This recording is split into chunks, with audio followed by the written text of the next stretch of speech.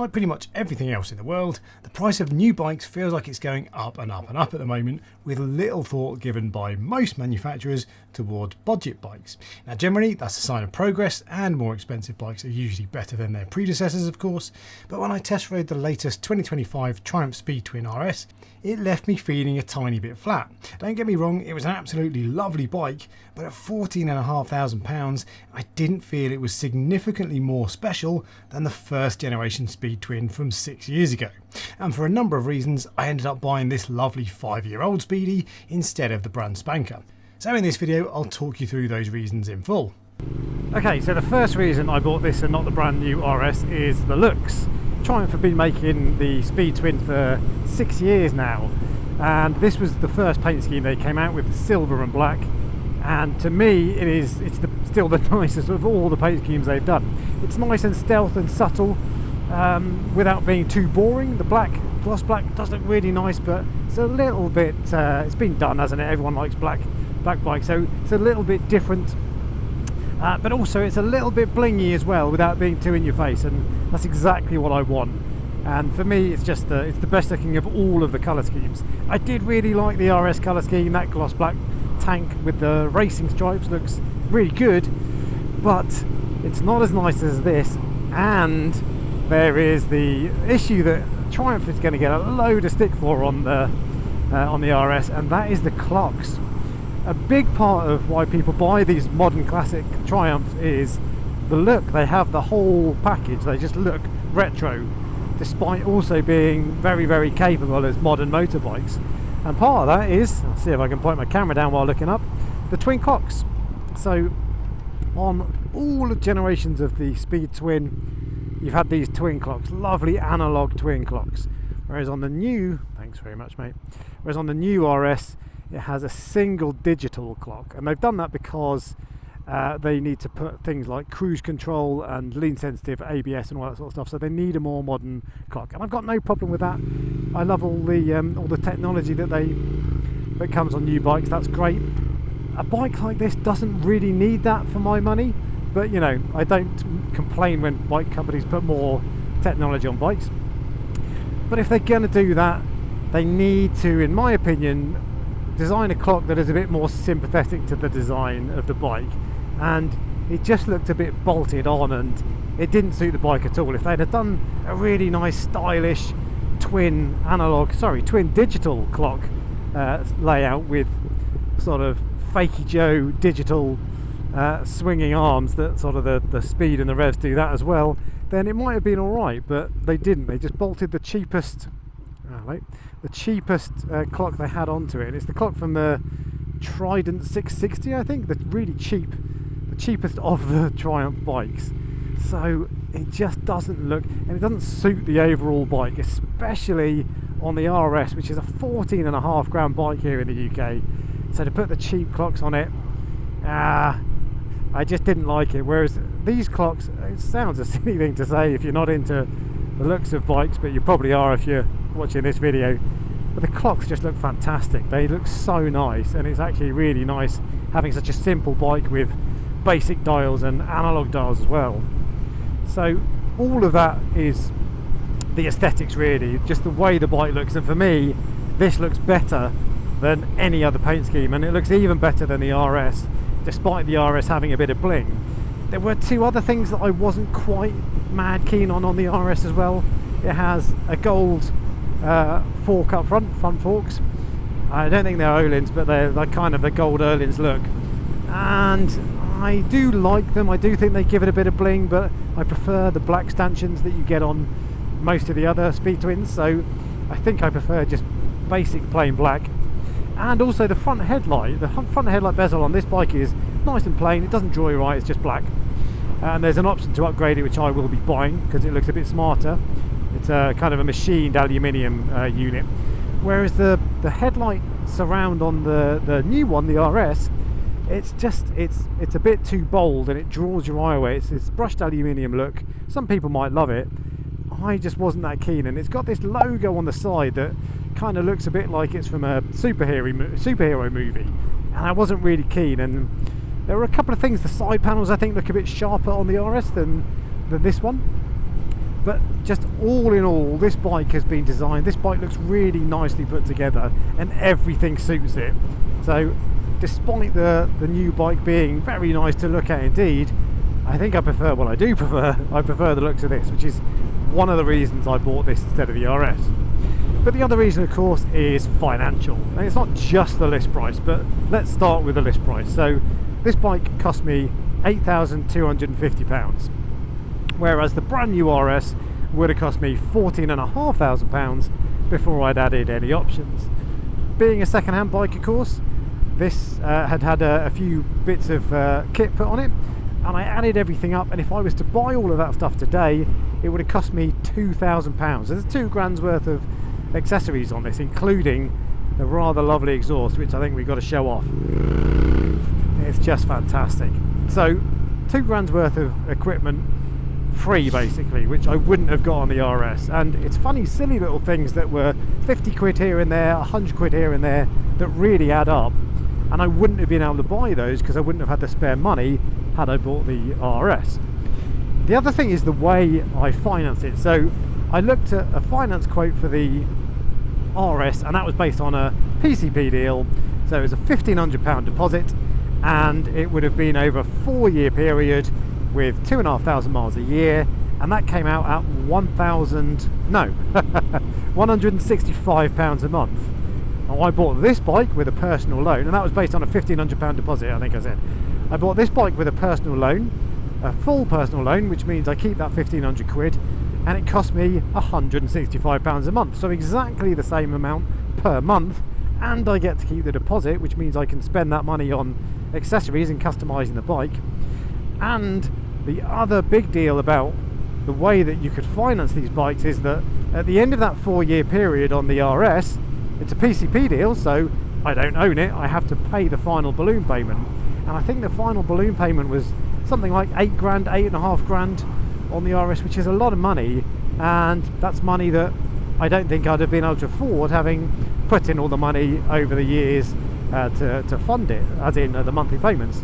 Whereas on this, after 4 years, the same length of time, it's a 5-year loan. After 4 years with this bike, I'll owe £2,000, which I can pay off very easily. And actually, realistically, I'm going to try to pay this off within those 4 years. So actually, I should be able to pay it off more quickly. And because I want to keep this bike for a long time, I want to feel like I own it, which I don't think I would have done if I'd had it on PCP. So that was a big thing for me. This way I can just buy it and I can keep it. It's not as expensive, I save a lot of money, and it just makes a lot more financial sense. Just moving on to accessories and options again, and actually he's going to go across, isn't he? I'm going to move across there as well. No, I'm not.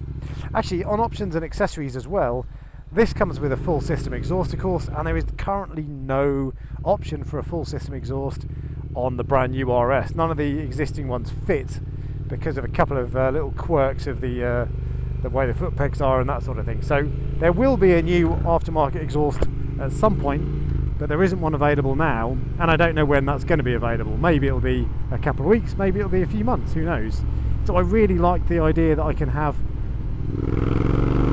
that sound on an exhaust straight away from day one with this, particularly given the exhaust came with the bike. So that was a really nice benefit too. And carrying on the point of options, because this was so much cheaper than the RS, I have more money to spend on accessories to personalise it. So for a start, I didn't have to put in that 1,500 quid deposit, which of course I can just use to pay off the loan if I want, but I didn't have to put in that 1,500 quid deposit, which means I've got an extra £1,500 to spend on personalising the bike.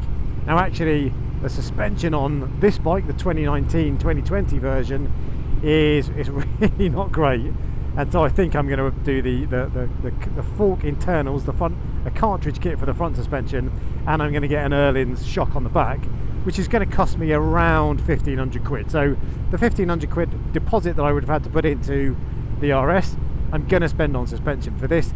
And to be fair to the RS, I wouldn't have had to spend that money on suspension for the RS, because it comes with very nice suspension indeed, thank you very much.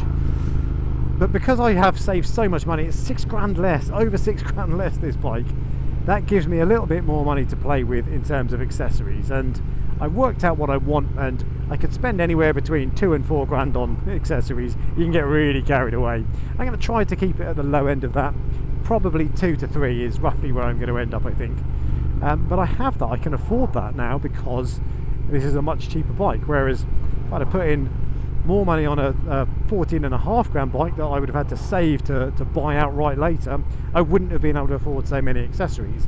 So I can personalise this and make it exactly the way I want it.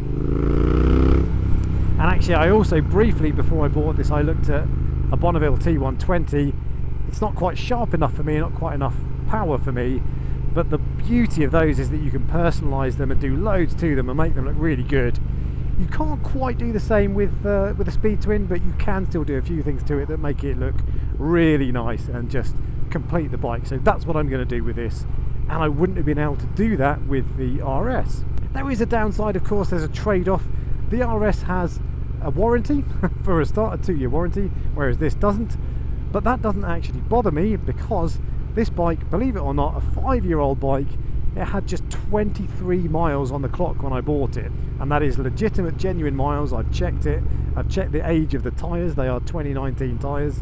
I've checked the MOT history. The guy MOTs it every year.